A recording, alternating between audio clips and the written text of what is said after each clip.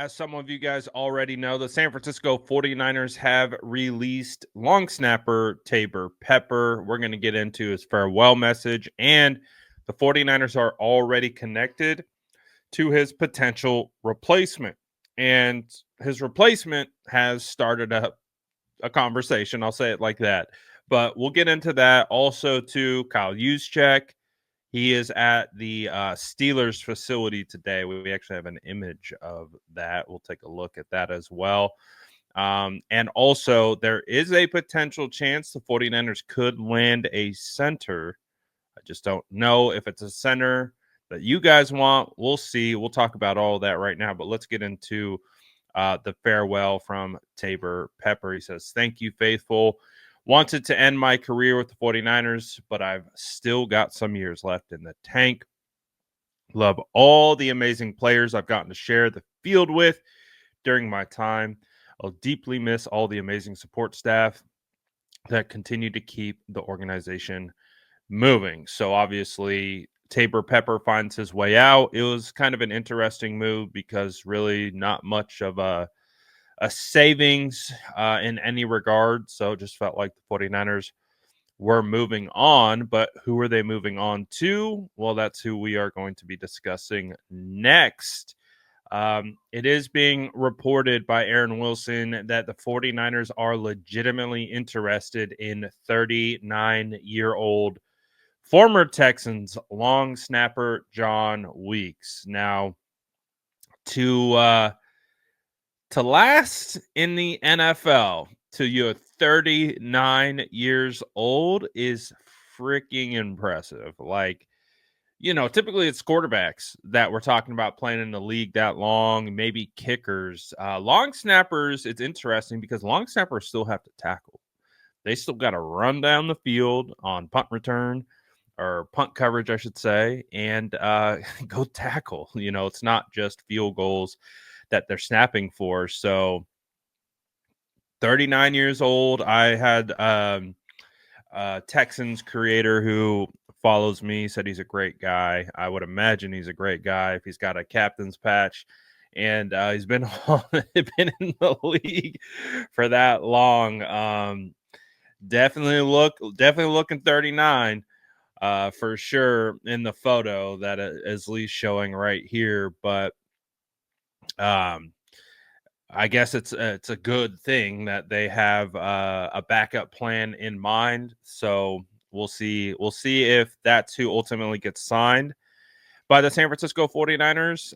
But we also did mention in the previous video when we found out that Taybor Pepper was released, we threw out the notion of could the 49ers be just cleaning out the whole special teams room. Keep in mind, Brant Boyer coming over from the New York Jets as a special teams coach could potentially just decide, like, let's start fresh. New long snapper, new punter, new kicker. The issue with Wishnowski, he's got a back issue. He's a back injury. That's why he didn't play last year for a good portion of the season. So at a certain point, maybe it's time to just move on. I know Mitch has been great for the 49ers when he's healthy, but I just don't think you can risk like an injury concern. I have back injury, lower back injury, and it's no joke, man, especially when it starts flaring up. And they were dealing with it all in training camp. I remember there was a period of training camp where for like 5-6 consecutive practices in a row, they were trying out punters. And then they brought in a punter, Presley, I believe his name was, and he punted all preseason. So Mitch has been having issues, I think, with his back for a while now. So bringing in a new special teams coach might just be time. And I know fans are literally like, somehow Jake Moody gets mentioned whenever someone else gets released. It's a pretty fascinating development to watch. But it is what it is. So maybe Jake Moody goes as well. We'll figure that one out. But in regards to someone else who could potentially come through to the San Francisco 49ers, there is a potential center option. Actually, before I get into the center option, just to rub salt in the wound.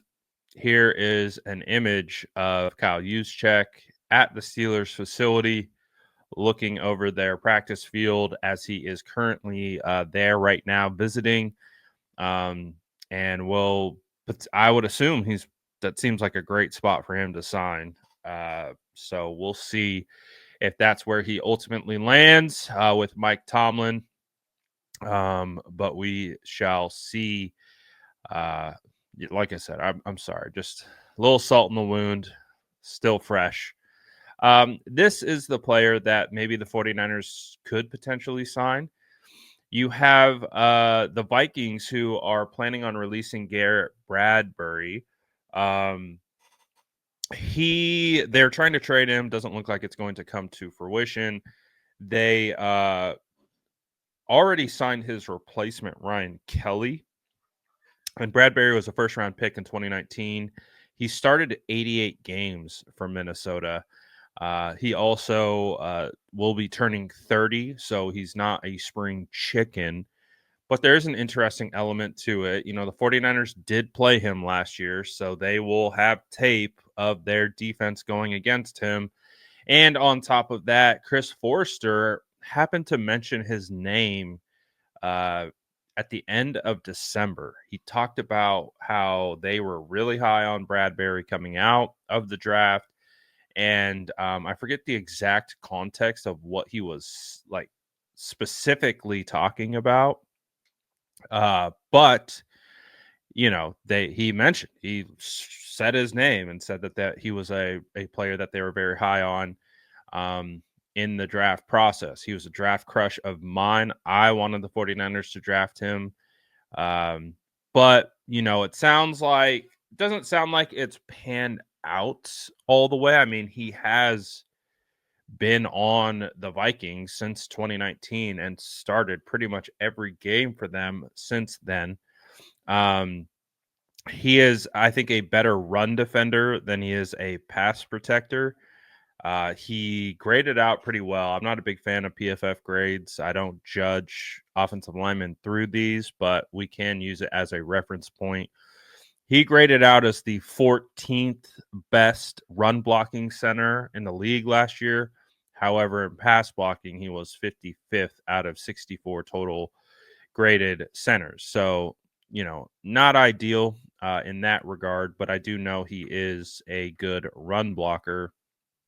I think it is the pass blocking that might be an issue for him.